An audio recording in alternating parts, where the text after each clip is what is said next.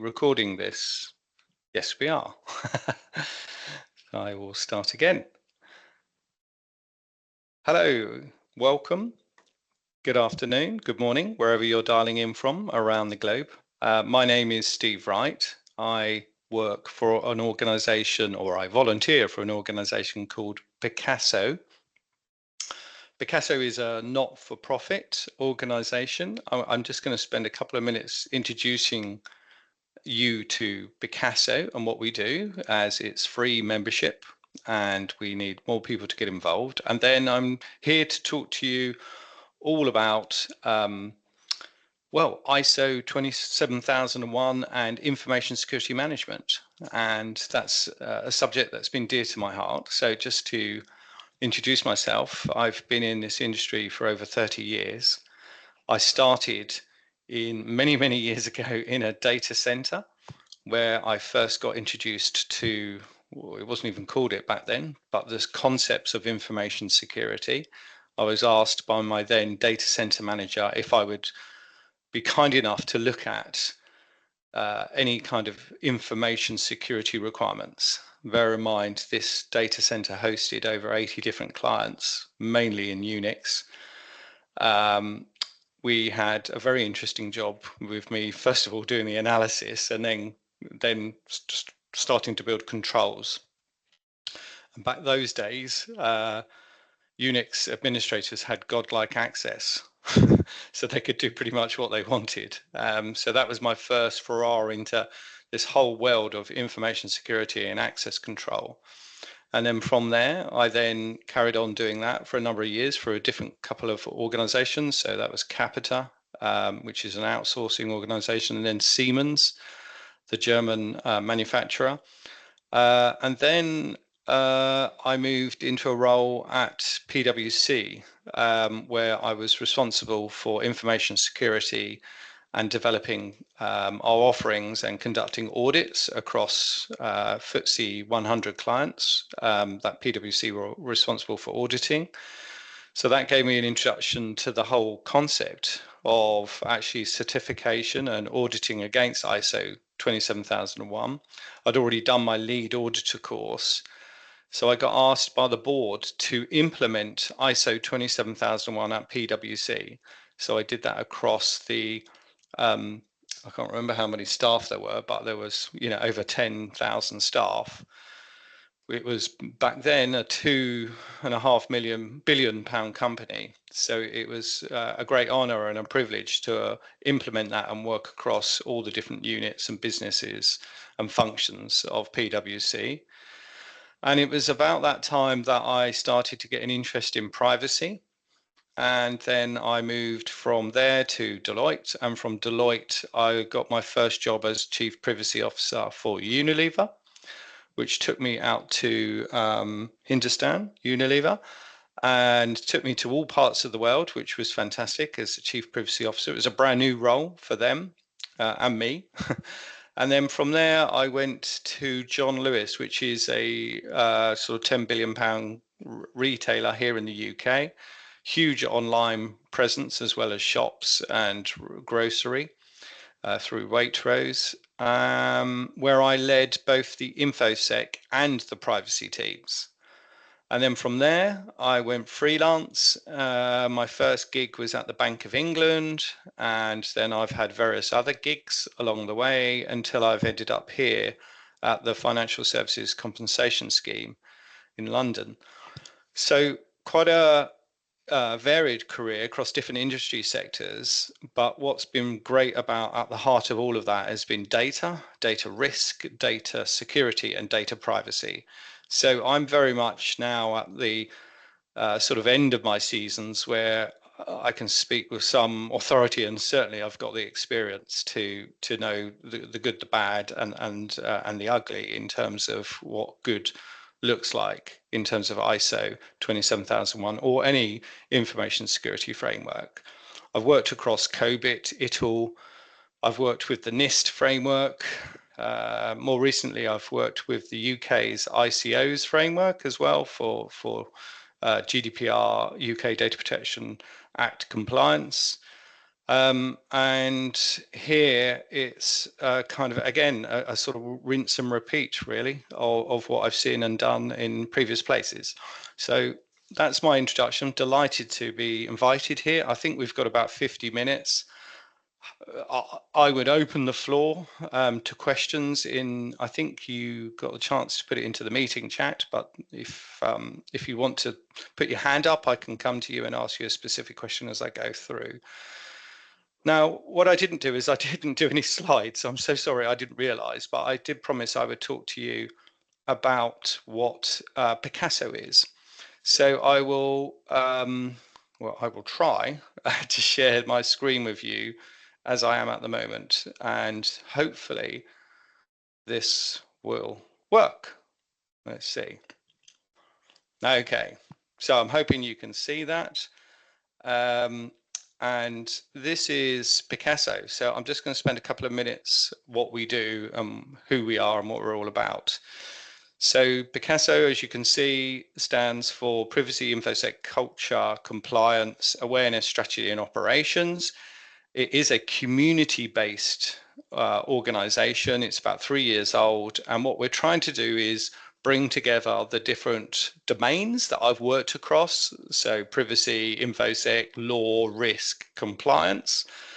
Obviously now we're all staring into AI and governance, and I'm trying to establish a data ethics, AI and data ethics committee here, right as we speak now.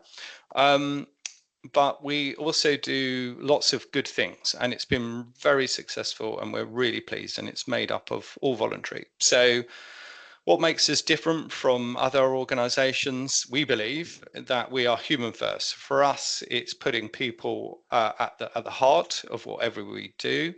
We're also cross-functional. So rather than some of the fantastic organizations that are out there that are very into their discipline, we go across those different disciplines, and we try to bring different people together to then share insights and knowledge about how they've worked in their different respective silos. Authenticity, inclusive, so we've made it free and available. You just follow the link to www.picasso.org and you can sign up, and then you receive invites, you receive access to the white papers. And we very much like to believe in values, and obviously those are enshrined in both law, but in terms of the GDPR, but also in terms of the principles behind CIA, you know, confidentiality, integrity, and availability.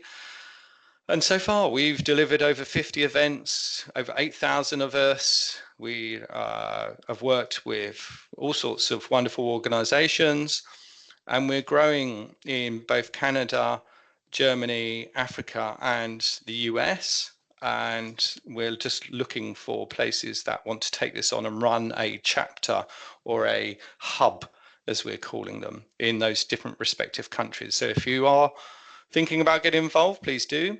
What do we do? Well, Picasso, we run an annual event. That's what that's a picture of. It's an awards ceremony. But really, it's about sort of getting involved, becoming part of a group that really share a passion and a belief. So if you are that individual and you want to grow and learn into this space and help collaborate, then please get in touch. Okay. Okay, so what are we talking about? Hopefully now you can just see me. So I think, where shall I start?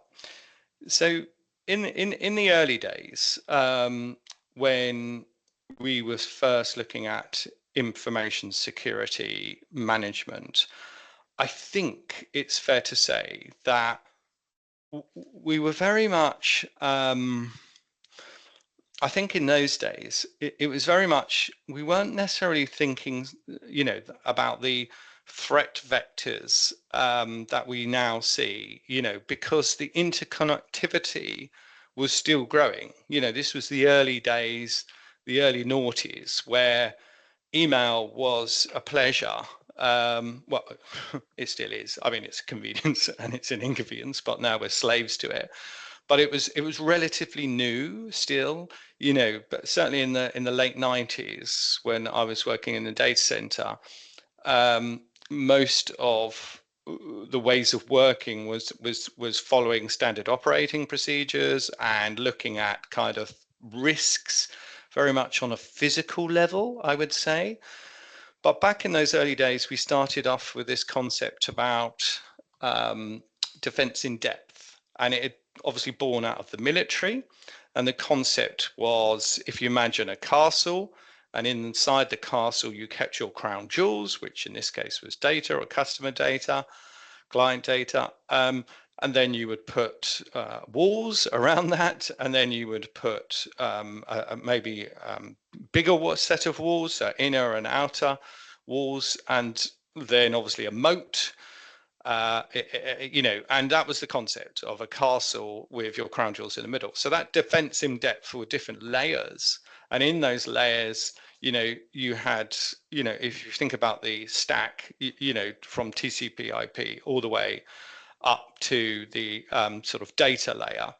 So what we were trying to do was think about controls that we could have up and down those.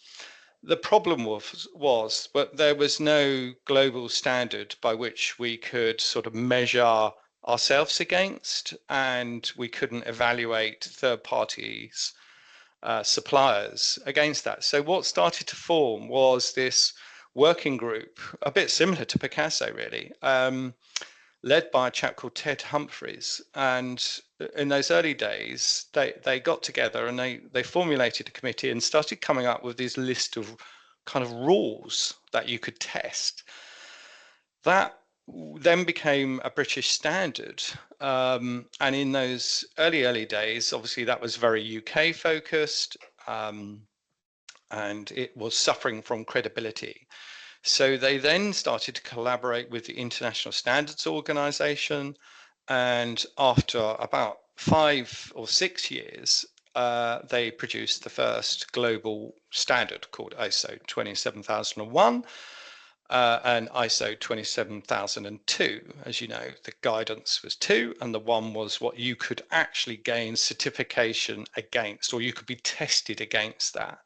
So really, what was different about this, and I did contribute to the working group, what was different about that was the fact that we were thinking about this from an operational perspective rather than a sort of IT or purely IT. I mean, it is still very heavy, all the controls are still sort of heavy IT orientated, but the concept of an ISMS, the Information Security Management System, the accountability from the business owners or the leaders of your business all the way down to your Unix administrators, that was new, and that was quite innovative back then.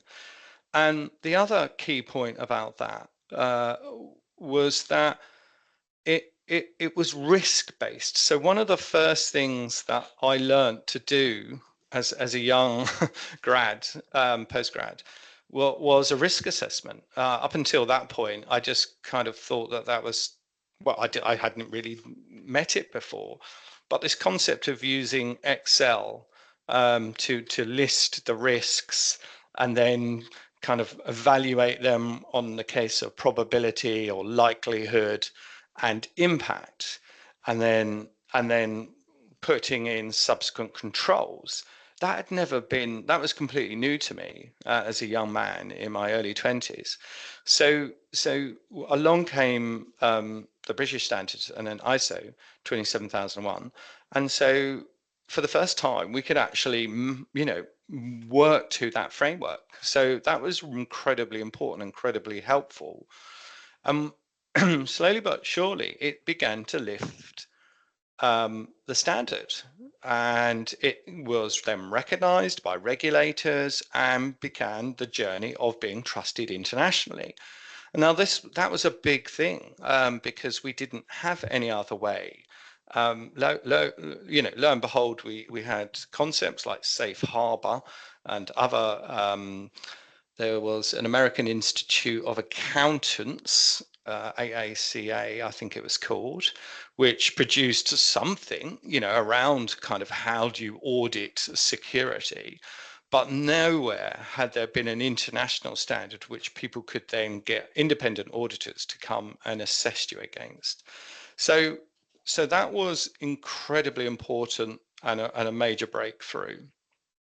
And the other thing that was really great about this was that it was scalable.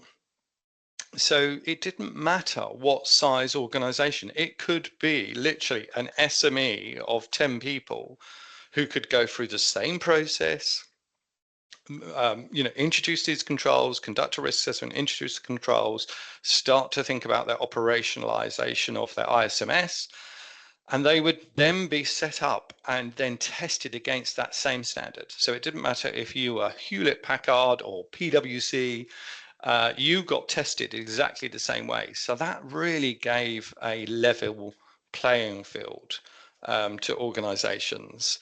And that was particularly prevalent in the supply chain because, as we all know, one of the biggest risks is in supply chain because we cannot necessarily control, or we don't have the time or money to go and audit through the supply chain. So we can't see your screen sharing. I'm not sharing. So sorry, there's nothing to share. It's just me. So I would, yeah, I'm afraid you're just going to have to look at me for the next half an hour or so. I didn't realize there was going to be slides. So I think what we found was that ISO 27001, thanks, Naran, was recognized as the first kind of business enabler, and it wasn't just seen as a compliance checklist, and that was a breakthrough, and that's the first thing I wanted to say. The second thing I wanted to talk about was, and I've got about 5 points that I want to talk to you about today. So the second thing was how the ISO standards and GDPR both align on so many areas. It's incredible. It's almost as if whoever wrote GDPR, and there's many people claim to have written it, but I think it was by committee, again, GDPR, the General Data Protection Regulation, which came out of Brussels here in Europe, but probably originated somewhere from like Germany. But nonetheless, what it does is it promotes accountability, and it aligns with this concept of the ISMS found in ISO 27001 series. So really what we've got is we've got these two frameworks, because that's essentially what they are. There are 99 articles and 185 recitals in GDPR. But just generally speaking, obviously the UK have got a slight adaptation of that, but they've pretty much adopted it into the Data Protection Act 2018, as did other member states across Europe. So it's the most uniformed data protection piece of regulation. And of course, many other countries have emulated the GDPR and watered it down or increased it in certain areas. Brazil, for example, California, just different countries, even the, well, there are many countries, just put it that way. I think there's something like 140 countries that have now got some type of GDPR type of regulation or instrument in place that they recognize as a best practice around handling personal data. And so likewise, handling personal data goes hand in hand. And the way that I always explain it to my business leaders is we're in effect, data is two sides of the same coin. On one side, you've got the information security aspects of that data, confidentiality, integrity of the data, and availability of the data. And then on the other side of that, you've got the privacy requirements, you've got the fairness and the lawfulness of processing data as well as the rights and obligations of the subjects that that belongs to. So for me, data has a two-sided coin. It is like a two-sided coin, but at the heart of that is the data. So the only real difference, as we all know, is that on the left-hand side of my left, anyway, the left-hand side of the coin, we are focusing on any type of data. Whereas on the right-hand side with GDPR, we're focusing only on personal data. That's not to say that from a legal contractual obligations, we are still interested in what they're doing with other type of data. It's just that we are particularly concerned with what they're doing, and there's particular obligations with what they're doing if it's personal data. And personal data takes many different forms. So even IP addresses are unique identifiers that can be traced back to an living individual under the definitions. So therefore, that's why you can't really distinguish between the two. But if you want to be purist about it, information security are concerned with the confidentiality of that data, protecting that data, really making sure all those controls that are stipulated in ISO 27001 are in place and operational. Whereas on the other side of that, from a privacy perspective, we're much more concerned with what we're doing with the data, and that we are working with the data in its lawful, on the lawful basis, correct and appropriate lawful basis. So the two go hand in hand, which is why Picasso was called Picasso, because privacy, infosec, and compliance are three teams that should be joined at the hip and working collaboratively as much as possible. So the principle there is the accountability principle. So in Articles 4, 5, and 6 of GDPR, you will find chapter and verse all about accountability. Similarly with the ISMS in the appendix, but also in the introductory sections, talking about how do we make sure that from the tone from the top is set and that people are accountable, as well as responsible, and everybody knows when it comes to data who does what and who's responsible for what. These things also align with other sort of more sectorial types of things like NIS and DORA, or NIS2 here in Europe, or DORA from a sort of resilience perspective, and some very financial services type of focus. And then I think also where we get a good amount of synergy between the two frameworks of GDPR and ISO is around the records of processing, or what in the ISMS is called, in the control section, is called the information asset register. Now, I have seen it work in places, all the businesses and organizations I've worked off over the years, in both sectors. I've seen an information security asset register being used as a ROPA, records of processing activities, and I've seen a records of processing activities used as an information security asset register. So I've seen them used interchangeably. Very often, most organizations have some sort of configuration library, some sort of asset register, because they're paying for licenses, etc. So someone in IT usually is tracking that, or in service delivery. So you can borrow a lot to achieve the same goals of both your records of processing and your information asset register, both of which are are requirements set in both. GDPR, it's a legal requirement. ISO 27001, you can't achieve ISO best practice and get certification if you don't have an up-to-date information asset register. In other words, have you looked at your core data practices, your core data flows, and understood the risk associated when the data is in transit, when it's at rest, and when it's being accessed by various different people? So from both a GDPR and an ISMS perspective, you need assurance on that point. My third point is around other relevant standards. So um, there are, as I alluded to,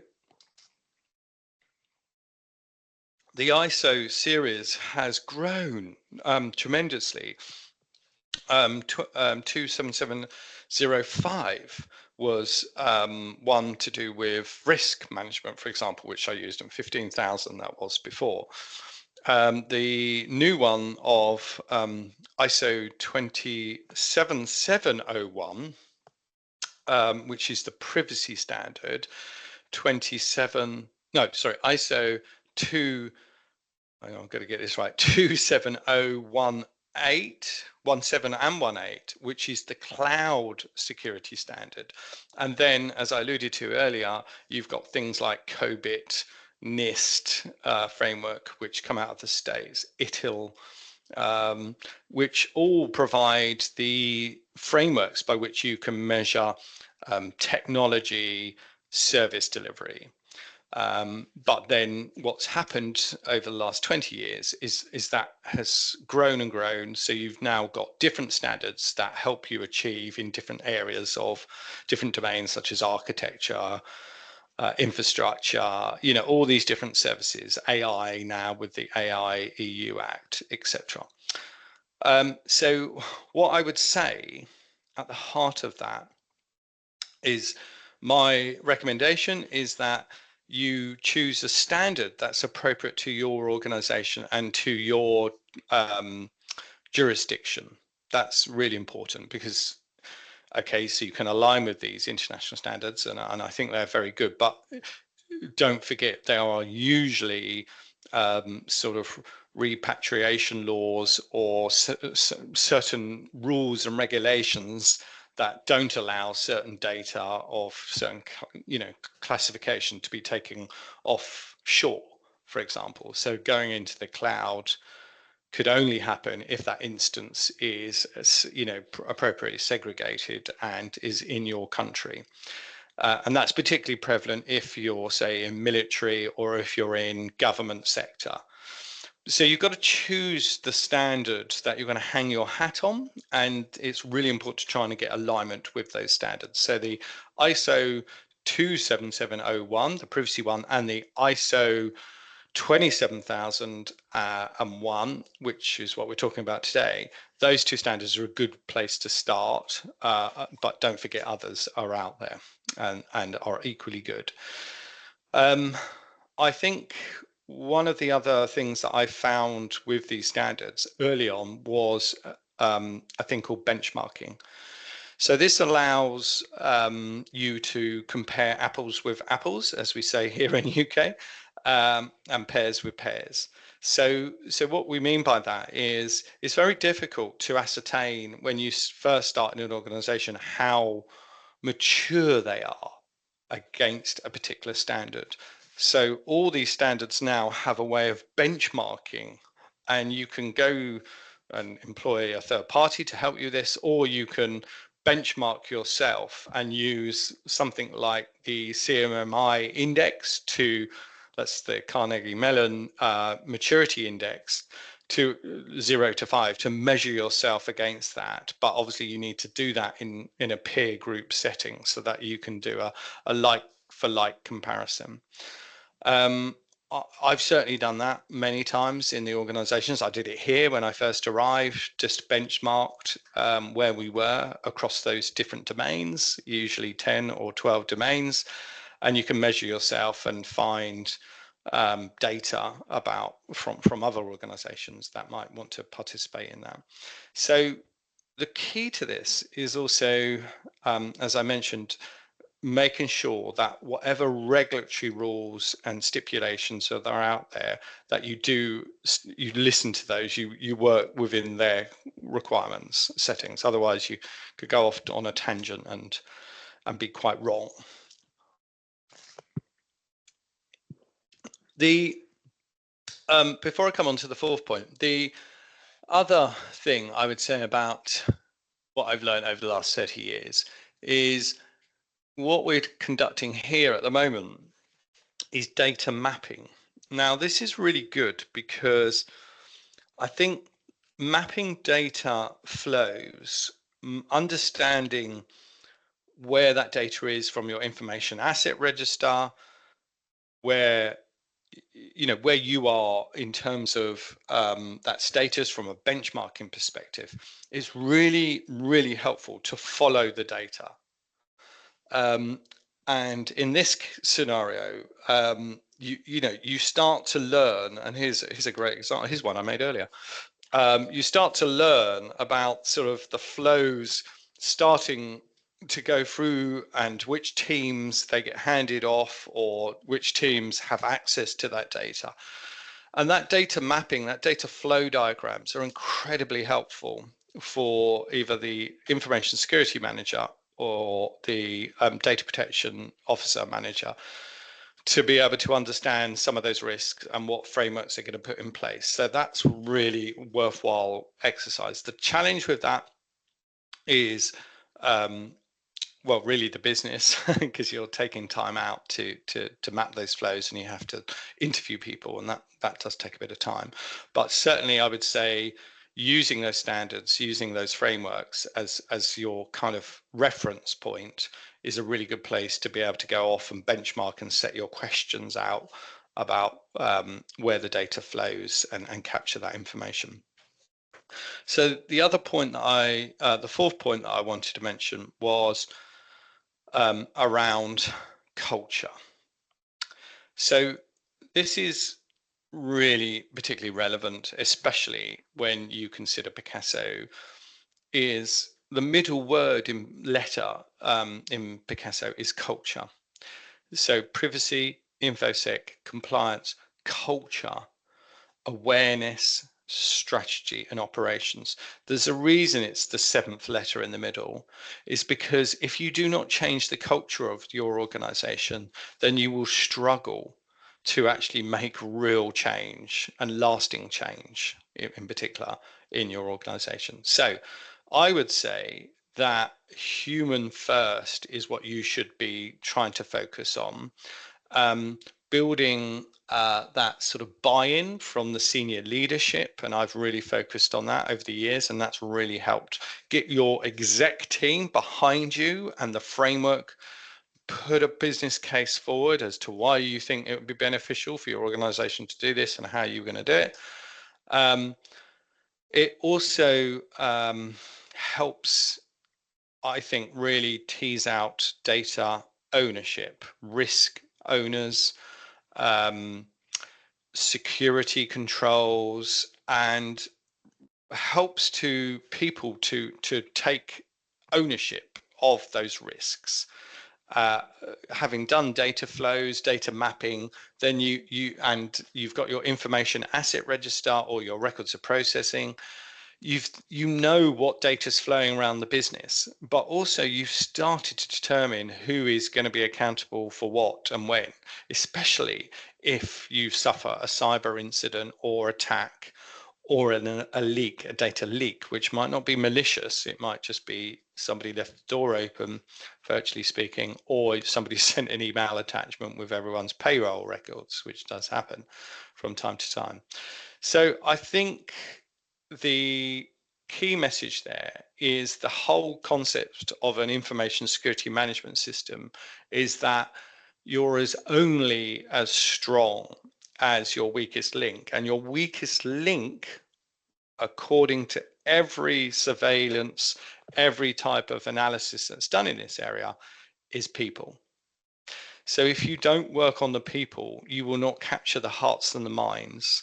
And they are really, I think it's something over 70% of all incidents have been started because somebody made a mistake, or someone clicked on a phishing link, or whatever the case was. They can always trace it back.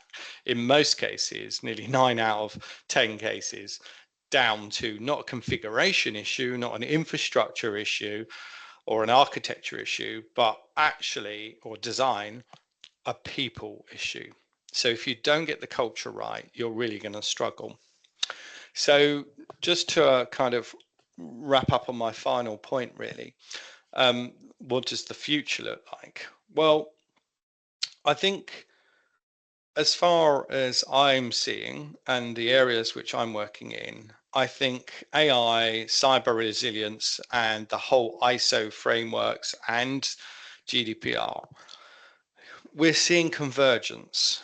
We've got to converge, if you like. We're being forced to collaborate because with AI, as we know, using Gen AI and a large language model, the way that they work means the consumption of vast quantities of data. So at the heart of that should be, is it the right data? Is it, going to remain confidential? Is the integrity of that data going to be maintained? And then, of course, on the other side, are we, encroaching on an ethical use of that data, which is a big question to ask yourself now, because the large language models train themselves on that data, so they're incredibly data hungry. And then, of course, you get hallucinations and things coming out in that data, which could, in effect, disclose data about an individual and therefore breach the Data Protection Act or GDPR. So, having that thought through process about what governance looks like, data governance, human governance looks like, risk ownership, accountability, and putting that whole governance structure at work, including the ethics, how we're going to use the data, enshrining those principles of the right to rectification or the right to be forgotten, etc., is going to be incredibly hard to do if your AI gem models have been running rampant and you've just consumed and trained the LLM on that data set. So remember that this is about transparency and fairness. So you've got to be able to explain how the algorithm has worked out or made a decision and where automated decision making is appropriate. Say, for example, in an insurance company about a claim, am I eligible for this? And you've got some algorithm working out your claims history or the claims data and saying, no, sorry, Mr. Right, you are not eligible for this. Well, that's got to be explainable to me if we're using AI in some of that decision making process, or likewise if it was an interview and I got rejected and it was down because some algorithm had done some miscalculation or hallucination, more likely. The other trouble with that is bias, because a big problem with AI is they're programmed by humans, and therefore us humans, we have natural biases, could formulate in all sorts of ways. So how do we ensure we don't create a system that is biased or takes some of those biases? So these are all really good considerations. And I think the ISO 27001 and the updates done a couple of years ago, and the ISO 42001 are really good for AI. I think if you are thinking about this or if you are adopting it, then the EU AI Act is a good place to start. Plus things like I mentioned earlier, DORA, which are raising the bar. But I think there's still work to be done, and I think this is where the role for you and I in this industry and organisations such as Picasso can help the industry, because we can bring those privacy, security, ethics models together, and we can start to think about how we're going to tackle this and how we're going to make sure the ISMS still maintains the CIA, how we're going to ensure the GDPR still maintains the rights of individuals, and how we're going to make sure that we ethically use the data to avoid bias and hallucinations coming through, and poor decision making being made. So I would say,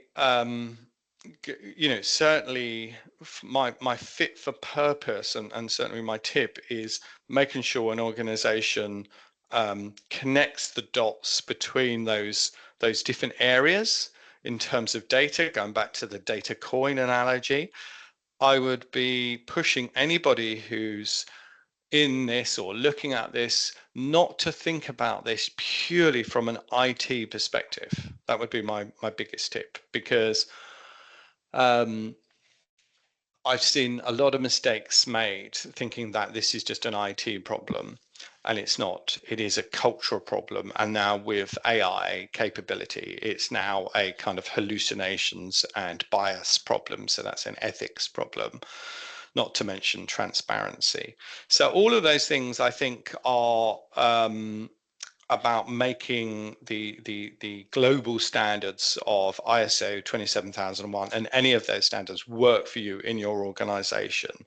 I think it's really important to set out a roadmap of how you're going to achieve that. So plan, plan, plan, and then execute when you go up to your business and say, this is the direction of travel. Or if your managers or directors or senior leadership team have said, this is the center direction, sit down and plan how you're going to achieve it, because it does take a long time.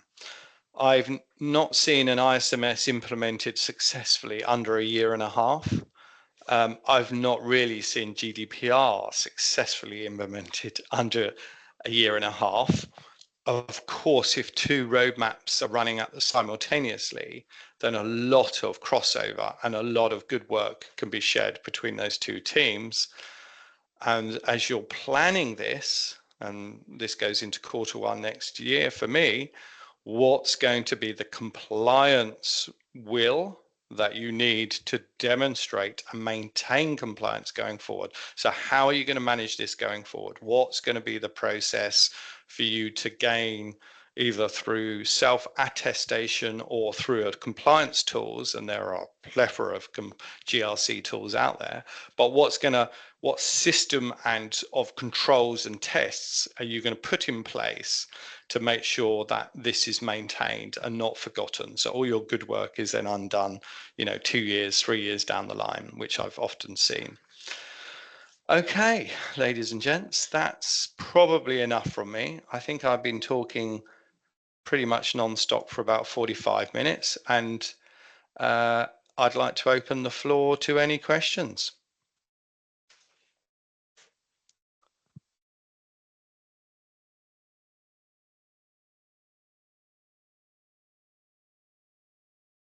Are you all stunned?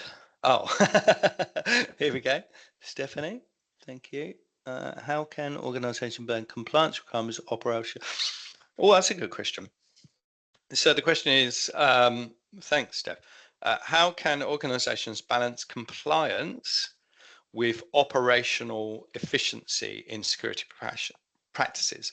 So this is a brilliant question, because unfortunately you're not going to like the answer, but it depends. And it depends on various things. But I would say compliance, if you come at it, as I was alluding to earlier, just from a compliance only perspective, then you are going to see the world in a slightly distorted way. And that's why I think privacy, infosec, and compliance collaborating together is a good way to achieve that effectiveness that you're alluding to.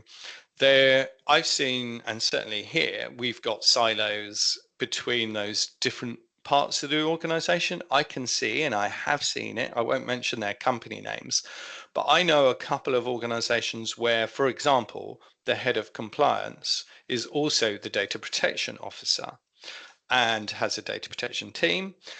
And I've also seen and experienced where the information security management system and the GDPR are actually governed and managed by the same individual, like I had when I was at John Lewis. So I had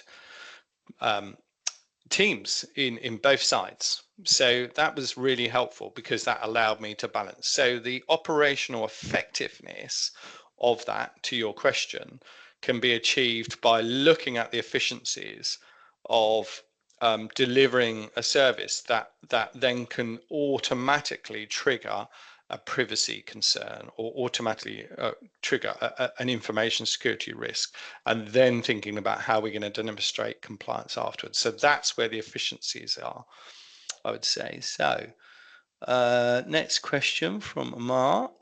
In your experience, how do you set the right expectations with clients at the beginning of the implementation project to ensure they don't just feel audit ready, but generally recognize the added business value of the maturity? Good question again. Thank you for that. I think my personal experience is uh, again, taking it away from the word compliance. I don't use that word very much in my correspondence. I talk about the value that we bring. I talk about trust. Um, and certainly efficiencies, to the earlier question. What can we do better together by collaborating and working on these things? How can we streamline some of our processes? Every time a change request is put through, how can we make sure that's really simple for the end users to complete? But I think the obvious ones, certainly on the ISMS side, are about assurance it provides to your customers and to your supply chain. So it's important for your supply chain, if they're supplying you and they've gone all through the pain of ISMS, ISO 27001 certification, that they can see that you take security seriously. And I think that's what it's all about. It's a sort of demonstration of the integrity of an organization. It's similar with GDPR. If you're complying with GDPR and you've got certification, in fact, there is a privacy certificate in Europe called Euro Privacy Certificate, I think it's called. It's quite new, but I've been reading about that recently. So that will catch on. So what will happen is it will put your business in a stronger position to gain better customers or more clients, and give you that unique, distinct advantage when you're competing in a very noisy environment. So I would go in that. So that's the business case, if you like. The other area is more sort of around promoting accountability and ownership.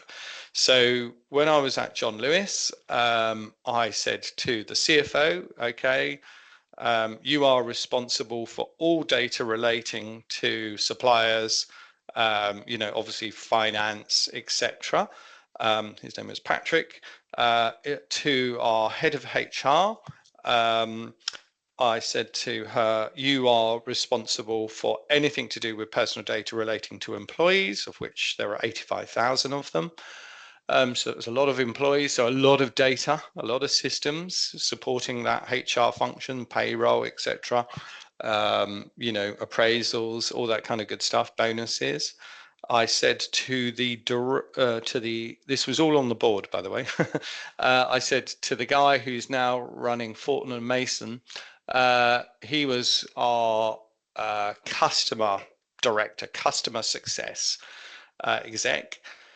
And I said, right, you're responsible for anything to do with personal data relying to customers and clients. So what that meant was that in the event of an incident, in the assurance process, I could go to the right people. I could escalate. I clear paths of escalation. I knew that I could go to Tom Atheron, who is, as I say, now the CEO of Fortnum and Mason.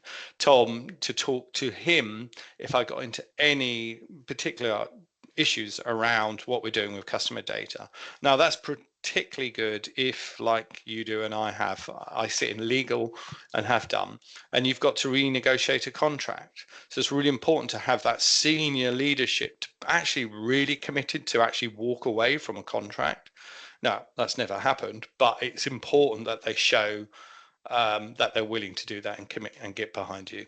So I would say audit ready, as you said here, is not necessarily the value. This is about demonstrating trust, transparency, confidentiality, and how you treat that really carefully, and then demonstrating accountability throughout the rest of the organization. Okay, so no more questions. Oh, that was very clear. Good. Thank you for your feedback. Okay, well, listen, I my name is Steve, right? I'll just type my details in the chat at picasso.org. If you want any more information or uh, anything that you think would be beneficial or if you want to get involved with Picasso or contribute as a writer or even setting up a hub in your local area, then please get in contact. We're growing. We're 8,000 of us, but it's all voluntary, and the only way we can grow is by growing together. So thank you for inviting me today.